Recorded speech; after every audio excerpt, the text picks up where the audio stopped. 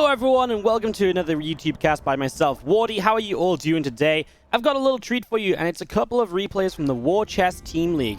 This event was sponsored by Blizzard and it was something that I ran, but I didn't cast any games of. We had 36 awesome players that were picked in a draft by team captains, and so they were all representing captains such as, for example, Serral here, our pink Zerg bottom left, just to get us started, was picked by Pig, and he was on Pig's team. And Clem in the top right was actually picked by Rifkin. He's the light pink Terran player, and he was obviously picked by Rifkin. And then we had like clan matches and team matches. All of it's on the official StarCraft YouTube. I didn't get to cast any of these games, and I figured it's a treasure trove of awesome games to pick from to give you guys some YouTube casts from myself. Obviously, I really recommend you checking out the War Chess Team League in its entirety. Again, everything was streamed on the StarCraft YouTube channel if you want to check that out. But right here, what I've got for you today is not one map of Clem versus Serral as you might expect, because these were like team matches. This is actually going to be two maps of Serral versus Clem, and the reason for that is because they played twice, these two teams. They played once in groups and once in playoffs, and that doesn't spoil what happens here, because what happened both times was each time this team match went to the ace match, and both times Serral and Clem were picked to go out in the ace. Which means I've got two maps of Serral versus Clem for you guys today. I figured I'd whack them in the same video. They were played like a week or so apart, or I don't know exactly, I'll put it in the description, but the idea is it's two of the same players. I figured if you want to see one of the maps, you probably want to see both the maps, right? So this is two maps of Serral versus Clem, kind of independent of each other. This is the match from the group stages, which means teams are all playing for points. Obviously, the more points you get, the better chance of making it to the playoffs. You guys know the drill, right? I'll put the link down below if you want to check out the War Chess Team League in full and figure out the full-on way it works and stuff like that. But basically, this is it. It's tied up 2-2 in the team match. Clem and Serral come out to try and win it for their teams, so big pressure situation. Let's see how it plays out. And that also, by the way, helps us explain the colors. Pink versus pink. It's because Pig's team, every team in this team league picked a color. So Pig picked pink, and Rifkin picked light pink, which are officially two different colors. So they are pink versus pink, which isn't so bad because it's TVZ. Might just be a little confusing on the mini-map. I'm sure you guys will manage. The good news is the next map actually isn't pink versus pink, but I'll explain that when we get there, because this game is starting gas pool hatch from Serral. While Clem goes into a couple of SCVs down this ramp, Marine coming through. It's obviously a Reaper expansion. And Serral has a few Maulings heading onto the map here, see what he can get up to, as Clem's Reaper, though, is just heading home. And, of course, a perfect moment for me to just quickly mention, if you guys are enjoying the casting, this YouTube content here on the channel, hit that subscribe button, guys. And as always, if you like this video, if you like Clem, if you like Serral, give the video a little like. You know, it goes a long way to helping out. So please do check out those options and help the channel grow even more so I can give you more StarCraft. Link speed kicks in, and I feel like Clem was not quite expecting that as his Reaper is out on the map. Can he get it away? Jukes the Lings. But now the Lings run to the natural, and of course it's too early for a Hellion or two to be out. So, well, he's going to get himself an SCV kill here. Good effort by Serral. Able to get up there. Only losing one Zergling, has now the starport on the way from Clem behind this very quick 3cc off one gas. So Clem has a pretty good idea what he wants to do. I imagine Tech Lab on the racks. I mean, you can't do anything with this Tech Lab and make use of the starport of one gas. So there's two ways this goes. He could put the starport on the Tech Lab and go for a Cloakless Banshee, just in case he's afraid Serral gets a little bit aggressive with roaches. That's very possible off of what was a gas pool hatch opener. This is an aggressive build order typically from Serral, and Clem's obviously had limited scouting across the map. He's not really seen what's up. The alternative is we're just going to not put use to the Tech Lab or the starport for a while. And Clem's going to decide what he wants to do. Takes a second gas on the low ground. In the end, it is just a Liberator. And so he will follow up with Stim with the next 100 gas. So just Hellion Liberator harassment to begin with here. Followed up by what should be pretty typical Stim into Bio. Clem is not much of a mech TVZ player a lot of the time. Especially on a map like Pillars of Gold. I think he's pretty happy just to play Bio, and really crank that Bio up a little bit. Double Evolution Chamber on the front lines. Those are going to be setting up already. And there is our Stim Pack as expected into barracks behind it. And Clem looks like he's getting a pretty typical, pretty standard game setup for himself. Now on Serral's side of things, he's gone for the double Evo openers we kind of showed before. And that's obviously a little bit offbeat from usual ZvT nowadays, because we're seeing a ton of ZvT that is focused around kind of a, you know, a faster lair, faster Bane speed, faster Spire. faster Mutalisks and delaying the upgrades. But this is going to be Serral on very quick upgrades. We'll see if he adds the lair in later, and with the lair, we'll see if he goes into that Spire for Mutalisk, so if he wants to bypass them completely and just play a Lingbane style, or if maybe he wants to really spice things up and drop down that Hydra Den. Hydra Lingbane has not been the most popular style lately, unless you're Raynor, and you're building Lurkers every single time you match up against someone in a ZvT, usually Clem, because those guys just meet each other all the time in every tournament that ever exists, apparently. As our lair sets up from Serral, so that's going to be in the main. Again, no surprises there, right? At this point in time, you have to get a lair, because eventually, if you're just going to play these melee upgrades, you're going to want 2-2, if nothing else. But of course, at bare minimum, you're going to add a Baneling Nest and Baneling Speed. I like what Clem is doing, though. I mean, this Liberator shows up. It's actually going to go for a Queen. Pretty minimal damage, forces a slight drone pull. Spore has to relocate. The thing is, against Serral, you've got to take the little things in life, and those are the little things as Clem is out on the map, and he might get surrounded by Lings here. Serral's been setting this up for a little while, and here we go, but Clem dodges out to the left-hand side. Away he goes. Lings are going to give chase. Grenade is beautiful, and the Lings decide to disengage from it. Nice play by Clem, because Serral was really setting up to get a good surround off there, and Clem handled it beautifully. The grenade was well placed too. We didn't get to see it really go through and really hit on the Lings, but you could tell if Serral had chased, his Lings would have been bopped, and those Hellions would have been out of there, maybe even picking up extra kills. So I like what Serral did, maintaining his Ling count. And he turns back around. He's going to start picking his way through these rocks. And there's a Baneling Nest on the way up from Serral now in the natural expansion. So a Baneling Nest on the way from Serral. 1-1 melee upgrades finish, +1 attack, +1 armor on the way from Clem. And an armory to follow up from here as well. So again, the big thing for Clem is, okay, you're on a bit slower upgrades than Serral. Serral's upgrades are really awesome quick. It'll be hard for Serral to keep that up going into 3-3 just because of the need for a high for 3-3 upgrades for the Zerg player. But it does mean that Clem will be fighting Serral, who doesn't have a Baneling speed, when the 1-1 upgrades finish. So this first push of Clem you usually see is going to have an upgrade similarity, 1-1, but without Bane speed, you're going to be able to have a much easier time against those Banes. Serral's run by absolutely unable to get in there to deal any damage. Hellions in good position to be able to deal with that. You already see these creep tumors going down. In the main base, this Liberator actually picked off a Queen. And right now, Clem, he's been very good with his units all the way through the game. He's only lost 1 SCV so far.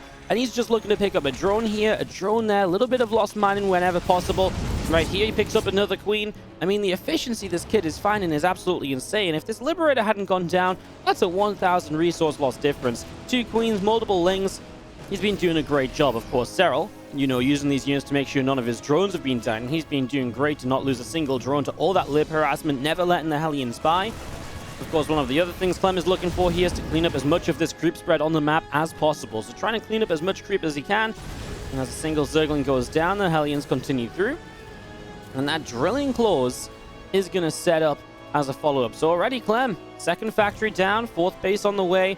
He's not going to go for that 8 racks, which is something we've seen Clem do kind of a lot actually in TVZ recently. He's really kind of stepped up the aggression again. He did it against Rogue a few times when I was casting him versus Rogue in the YouTube tournament and stuff. So yeah, definitely I want to watch out for. This is a massive surround by Serral, by the way, coming in from the top and the bottom. As a few Marines survive, and there's only 1 or 2... Hello! There's only 1 or 2 Banelings left, and the Marines actually come out of this alive! Oh my goodness, I just saw this around, and you know typically when Serral collapses in on Terran Army, the Terran Army dies. This Terran Army, I think you'll find, is still very much so alive as a few Marines stimming forward, and they're going to go straight ahead. Creep Tumors, Lings having to go running, and well, Clem definitely put himself into a decent spot, because now this pressure continues, joined by Widowmines, the siege tanks from earlier as well. I mean, there's no creep spread here, so Clem actually has a really good push all the way down to this bottom side, and he's just going to keep going. I haven't had a chance to talk about it, because this game's been non-stop, but the Hydralist Den did come down from Serral, so he's onto Hydras, a very sturdy unit to help you survive pushes like this. Let's see if it will help him out. He does clean out the tanks, and I actually wonder if Clem's going to go back to tank production, realizing it's Hydras. In fact, I think he might have just answered my question for me. Hold that thought, though, because these Marines keep pushing through, and a lot of Lings going down. The Hydras surely should be able to turn this around, but the Widowmines are going to go off. 1 Hydra dead. A few more Lings streaming in. I think there's just a bit too much here for Clem to really keep pushing onto creep. Sitting off creep, that's fine. But yeah, the Hydra's coming through, and obviously that's going to be a pretty big deal. And I did mention that maybe we see siege tanks coming out instead from Clem. And it's actually going to be a mix of mines and tanks. Typically against Lingbane Muta or pure Lingbane. Well, Lingbane Muta especially, you want Widow Mines because they help against the Mutas as well.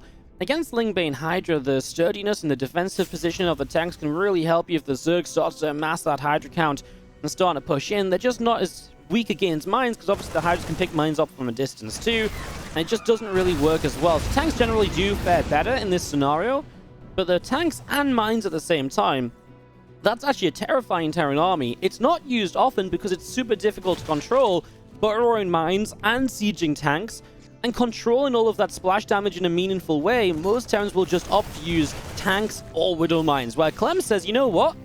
Let's have a bit of both. +3 attack on the way up from Clem. No +3 armor just yet, as Serral gets the Infestation Pit. We mentioned that the upgrade lead would be difficult to continue through to 3-3, and you can see how far off 3-3 is. Has to wait for that Infestation Pit to finish, then Hive, then finally Serral can start up 3-3.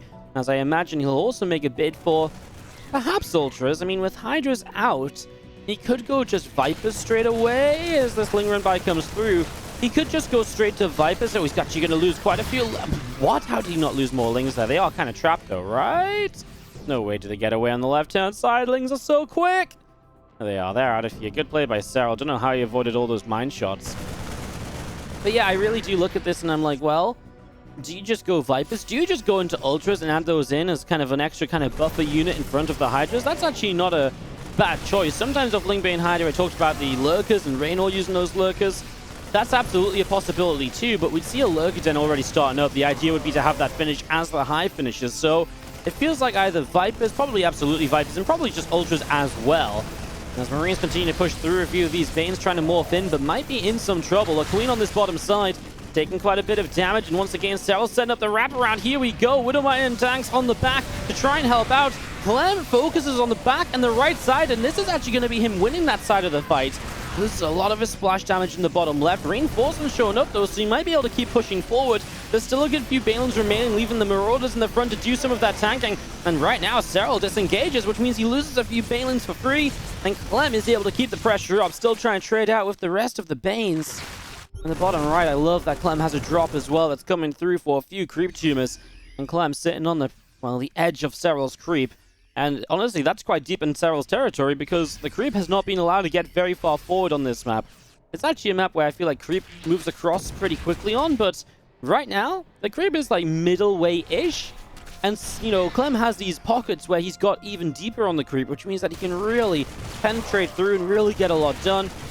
I like it for Clem at the moment, I'm gonna say. Although Serral doing a good job looking to deny future bases, but the fact that Clem has the option to float out toward a 6th base right now is kind of telling. The fact that Serral, his first real run by of the game, is maybe these few Lings trying to get up over here, or at least his first run by in a while, that kind of shows you the control that Clem has. Serral's not setting up counterattack after counterattack. That means that Clem's economy is kind of running wild, which is obviously what we usually say about a Zerg economy, but no, it's the Terran's economy here. Now maybe Serral has a counterattack, that or it's a flank to come and clean this position out. Honestly, Clem has so many units at home, he's holding this position with so little considering. And this is, again, also only just Zerglings, and usually you expect some Banes in here because you want to blow up these mineral lines. I do love this little burrow on the Lings, though. Little play, which means he might get a second wave out of this run-by, basically. So really just finding extra efficiency. And it feels like Serral is settling down just a little bit. A few Banelings morphing in over on the bottom right. You can see a tank actually gets abducted there. Hydras and Lings will jump in on it. Bio unit's going to keep on running back. This Widow Mine going to go up as well. Again, a lot of Ling Bane continuing to go down, as we'll see a command center from Clem as mentioned before. Ready to go on the top left. Serral does have those Zerglings still in position. Off the Hive, by the way, we never saw an Ultra Cavern, so it is just going to stick to Ling Bane Hydra with the Viper support. And obviously getting the 3-3 upgrades. Now the Hive is done. Nice Blinding Cloud on top of 2 Siege Tanks here. Then abducts one in to try and make sure you can get the kill on it, but there's actually Marines that are kind of surrounding the Zerg army. It's meant to be the other way around, I'm almost sure of it, but the Terran is the one surrounding the Zerg at the moment, and now he's going to get onto the edge of this creep once again, and that's some high-energy Queens going down. There's going to be a lot of active creep teamers going down too, and once more Clem finds himself a little bit of space to work with. We still haven't seen those Lings from Serral pop back up over here, so he's not finding the time to obviously make use of that, even though it would be the perfect chance, but Clem's just getting so much done right now, pushing onto this creep, but forced to pull back right now. Parasitic Bomb on the Medivacs, and Clem, for the first time in a long time, maybe feels as though he might lose this entire army, I say, as reinforcements start rolling in. And I mean, there's a lot of them. Widow Mines are burrowing up mid-fight, picking up a whole bunch of Lings. This Widow Mine here just picked up 11 kills. And that's massive for kind of a mid-fight burrow as the Bio Army comes through. Grabs a couple of queens, no issue at all. A couple of Banes being targeted down as well. Chasing down, queen after queen, continues to drop. Now Ling Bane Hydra is kind of wanting to turn around and jump on this, but I think there's just a little bit too much here, and I think that's a good judgment call from Serral. Can't believe Clem is still building tanks and Widow Mines, by the way. As I appreciate I've talked almost non-stop for the last 5 minutes, but there's just been so much going on in this game. But look at the control Clem has. He's got pretty much every base on the map, and that's a Terran you don't really want to fight. Look at resources lost. Look how good it is for Clem. 10k difference. The whole idea of TVZ with this kind of style is that the Zerg is able to trade, counterattack, and never let the Terran economy get set up. Serral doesn't burrow these things, but not all of them. Actually, a few of them remain burrowed. But yeah, you know, the Terran economy is meant to take hits. It's meant to have bases denied. You're meant to get stuck on 4 bases as the Zerg goes up to 6. And that's not happened here. And it's that economy behind all of this efficiency from Clem that's put him into a truly fantastic position. I mean, you can look at this. Look, the income graph's been in Clem's favor at points. It's Serral that's struggling to keep bases up. Dropping back in on top of Banes here. This little drop play is obviously a lot of fun and working wonders. We do see Ling Bane wanting to run up the left side. Tanks are giving good coverage. There's a few extra Banes setting up too, and looks as though we're going to be seeing Serral going for a buzz through, but I mean, there's a lot of tanks here. The abducts are good, bringing all the tanks right up close to the hives, but he doesn't even kill them, which means the tanks get extra shots off as Serral retreats away. And I mean, again, it sort of just says how this game seems to be going as the Marines split back. Serral struggling to get even close to being maxed out once more. He will get a few better Baneling connections here. Can these Lings overrun these siege tanks? I mean, they bloody well need to. At this point, these tanks have been up for an eternity. 27 kills on this siege tank before it went down. That's the only one I was able to see, as it was a flurry of units from Serral to finally get the cleanup. But boy, I mean, Clem's fallen back. All the medevac's still alive. Planetary fortresses on every single base he should own at this stage of the game. And I mean, every single base on his side of the map, he's going to deny this base thanks to a Widow Mine he left behind. He set that up during all of this. And that's the power of Clem, just relentless pressure again and again and again. It has been truly non-stop as creep tumors will continue to drop down. Lings on the left-hand side, Bio push in the middle of the map, creep tumors being cleaned out as we speak. And it feels like Clem is only getting into a better and better position right now. The couple of Marines trying to get up here, chase this Overlord away. A few Lings continuing away to the top. I mean, they're going to run into a Widow Mine, a Planetary Fortress. What is Serral meant to do? Well, he's going to try and pick a fight over on the right. I mean, this is what, like a 10th of Clem's army? That's what it feels like. He's going to get pushed back, sure, and I'd love to see these medevacs being repaired for a few moments because that would be massive. But that's another denial on Serral's 9 o'clock base. Resources lost now, a 14,000 difference. There's drones going down somewhere. Liberator in the bottom right. I imagine there's a drop somewhere too. It's over here. 12 drones killed in a matter of seconds in a game where Serral doesn't really have the economy. He's dropped to less than 70 workers. And Clem just has another army ready to go. Bio pushing the right side now. You can see the creep really isn't anywhere. And Clem is up 200 to 150 supply. And that's why I'm telling this tale all about Clem, because it really, really is. He's up a lot of supply. Serral doesn't even take a final fight because he knows that Clem just has a little bit too much. And it really is truly an action-packed game. But what's funny is that I feel like a lot of the time when we cast TVZ, Ling Bane stuff, we always talk about it being action-packed, but usually it's like there's Zergs counterattacking here, there's Banelings running by there, you know, while the Terran is pushing and so on. This was action-packed, and I think you could say it'd be fair to say it was action-packed purely due to Clem. Right? Like, Clem just came in, controlled this game from the very first few minutes, and he just never let it go. He just went and went and went, and he did not stop.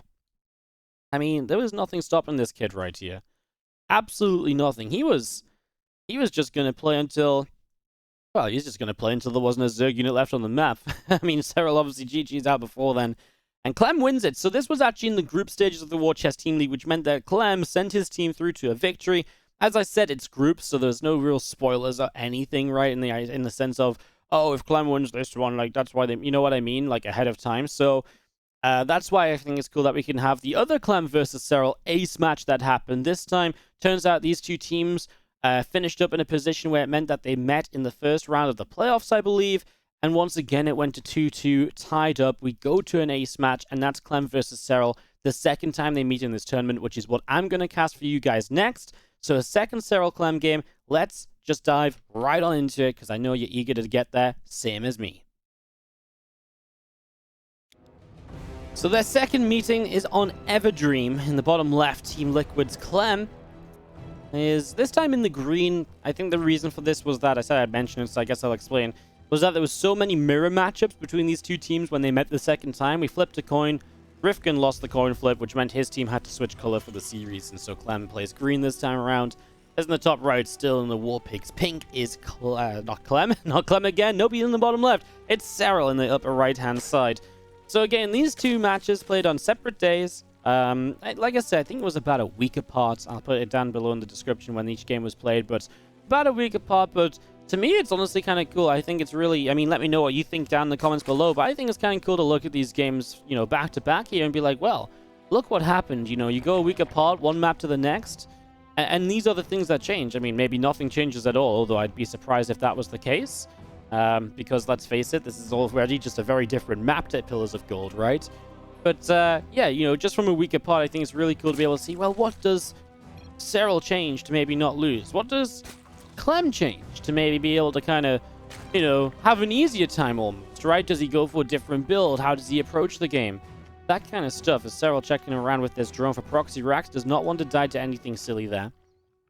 But yeah, so you know what I mean? That's why I feel it's really cool to look at these games kind of back to back.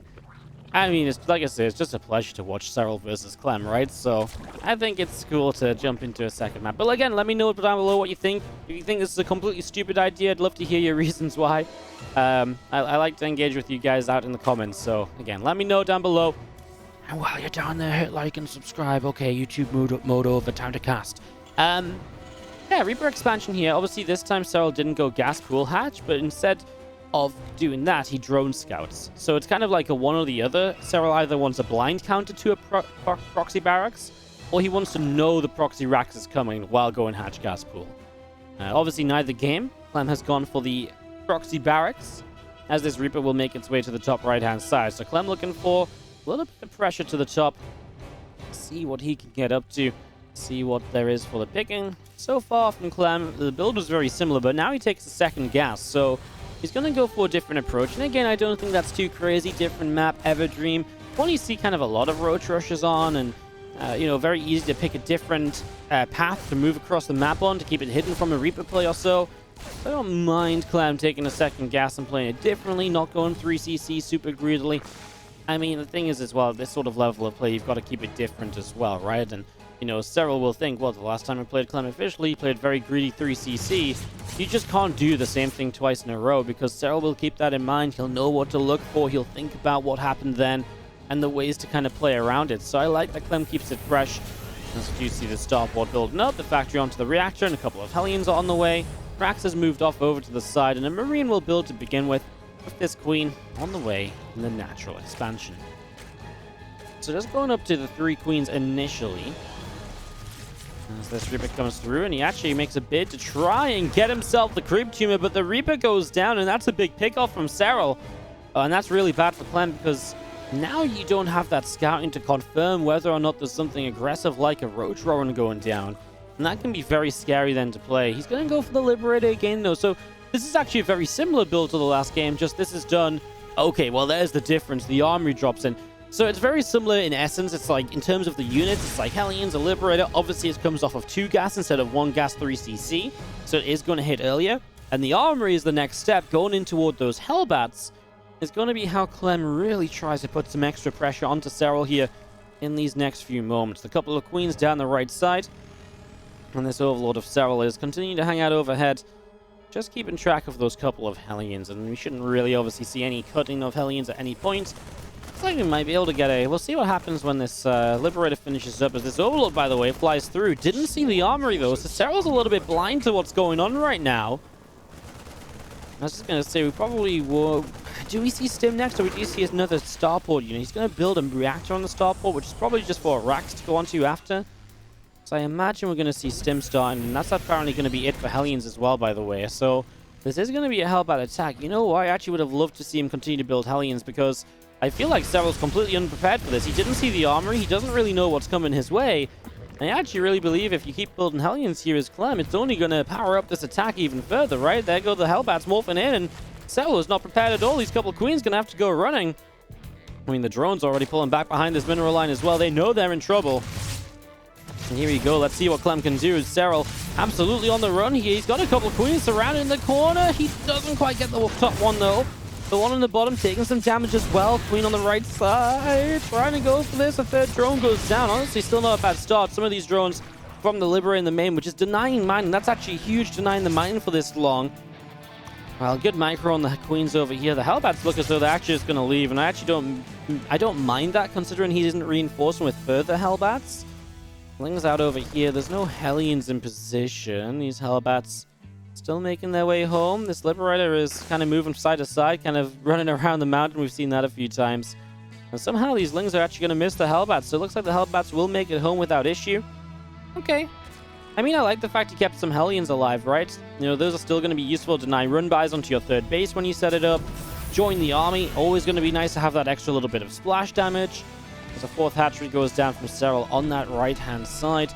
Nice Spore Coil. Serral moves in position. So both players going 1-1. Serral will go 1-1, then the lair. This time he gets the Bane Nest nice and quick, so he can get Bane speed as the lair finishes. It'll be interesting to see if Serral wants to play the Hydras again here, or if he maybe wants to take a different approach on Everdream. I think Vita's obviously fab on this map.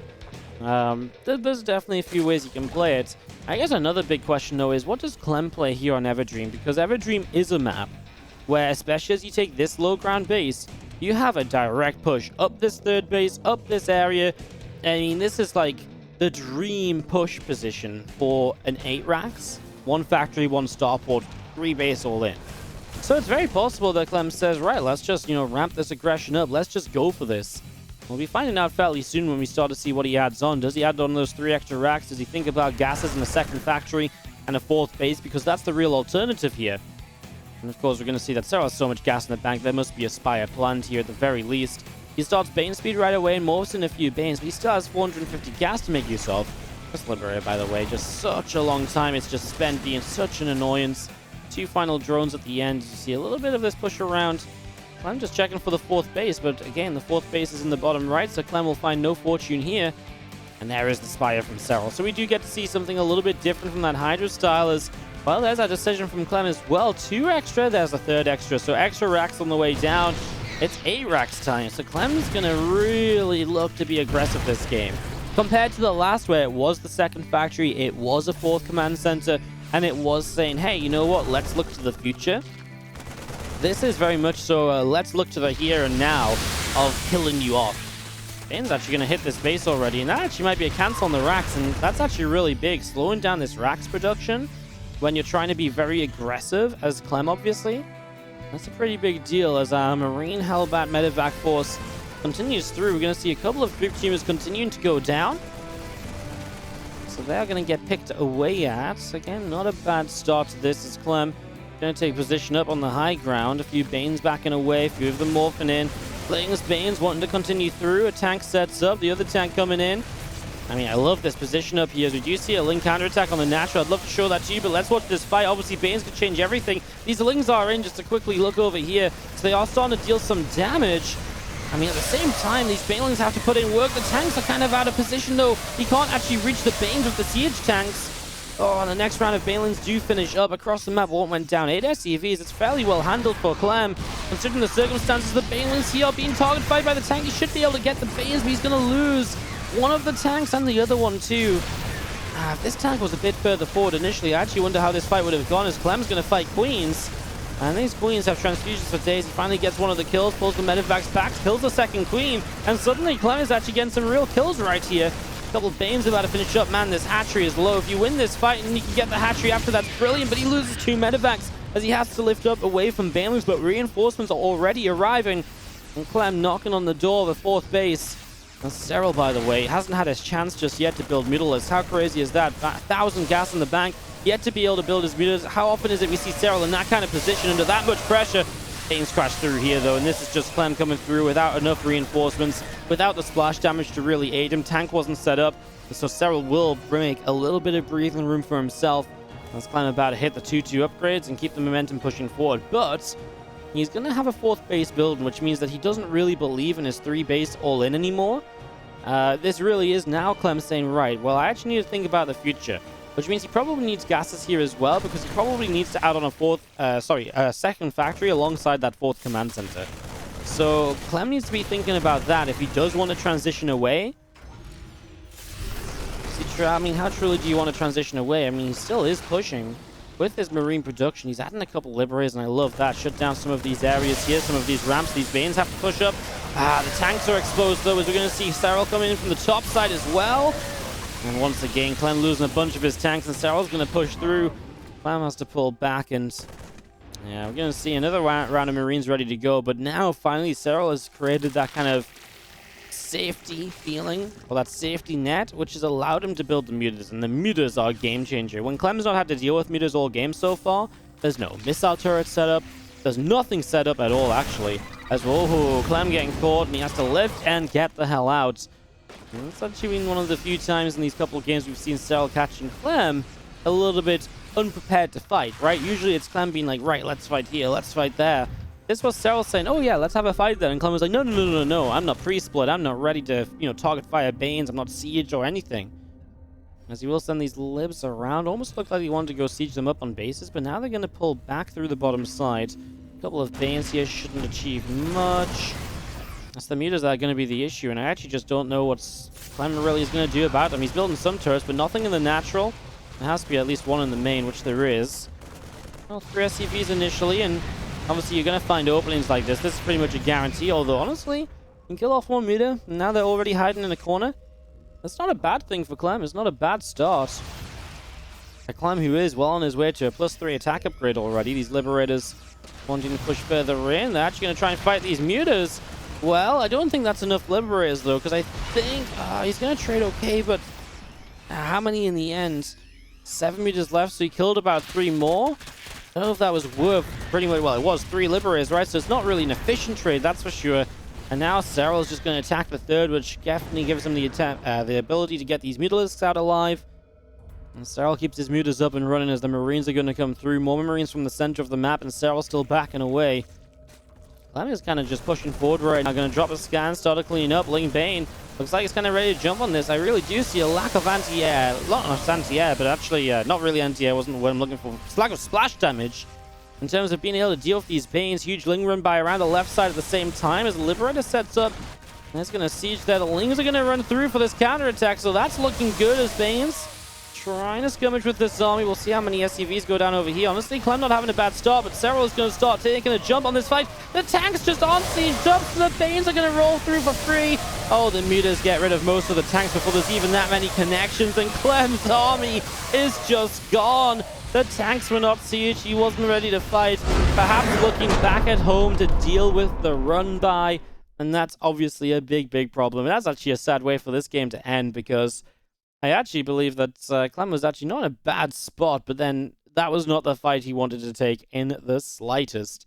GG's, and Serral does win it. And again, this was another ace match. So once again, these two teams went to game 5. Serral and Clem were sent out. And this time, Serral came out on top, and when it mattered most as well, because this was elimination on the line. And this was the War Pigs continuing through to the next round of the War Chest Team League playoffs into the semi-finals, if I'm not mistaken. So yeah, big match from Serral. Honestly, 2 really fun games, though. I talked about kind of comparing the two from 1 week to the next almost. And I don't even know if you can really make a fair comparison, right? Because, like I say, different maps. Obviously, Clem's strategy from the start was different, but the way it played was that obviously this is again a style from Clem that really wants to take control from the start. The Hellbat attack wanted to take control. He went for the A-Rax, which is meant to be taking control. But it wasn't controlled, right? Serral did have counters. He did throw Clem off. He did clear Clem up. And then Clem faltered. A little bit of lack of aggression for a few moments. And Serral was the one controlling the game. Serral just controlled it start to finish. Compared to that game number 1, where Clem's aggression just hit again and again. And every time it hit harder the second time around almost. And I think momentum, controlling of the game, pacing of the game, and whoever was the one kind of setting those variables really kind of came through and came to, give victory to the guys in the end. GG's, guys. Honestly, some really cool games. Like I said, I haven't cast any of these War Chest Team League matches. Now, I have seen them. As they organize the tournament, obviously, and stuff, I have seen them. But obviously what's kind of cool is now that they've been kind of a week plus, some of them are like 3 weeks old as well, just because just because the league ran over like a month before the replays were released publicly, right? Because they're like a little bit older, it's kind of, you know, I can't really remember what happens in all of them. So I think I'm going to go through and just find some cool series. And especially with DreamHack Storm, we might have a bit slower time on the stream. So definitely time to grab some YouTube exclusive casts. And in fact, I've actually got a whole bunch of stuff lined up. I've got a Dark versus Cure best of 9 lined up to cast for you guys. Some really cool Alpha X tournament matches. Some awesome stuff. So yeah, in general, going to be some really cool YouTube uploads in the near future. So make sure you hit that sub button to see when I upload them. Thanks so much for watching, guys. I hope you enjoyed it. It was a blast casting these games for you. Again, hit that like button, subscribe as well. Really appreciate it. Thanks for all the love, and stay safe, look after yourselves, and I'll see you guys next time, of course, for another YouTube cast right here every day on WardiTV.